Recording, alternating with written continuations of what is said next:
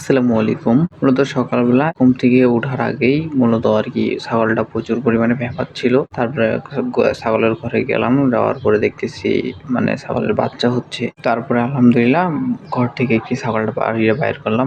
বাইর করার পরে আলহামদুলিল্লাহ সুস্থভাবে সফলভাবে একেবারে ছাগলটা ডেলিভারি করলাম। তারপরে ঘাসের জমি থেকে কিছু ঘাস-টাস নিয়ে আসলাম। নিয়ে এসে এগুলো এখন খাটে দিয়ে দিয়েছিলাম ইনশাআল্লাহ। ৩ টা মূলত বাচ্চা হইছে। বকরিটা যেহেতু অনেক আগের এইজন্য আরকি বৃদ্ধ হয়ে গেছে, অনেক বয়স হয়ে গেছে। আর কিছুদিন আগে এখানকার নতুন একটা বকরি ওর ২ টা বাচ্চা হয়েছিল।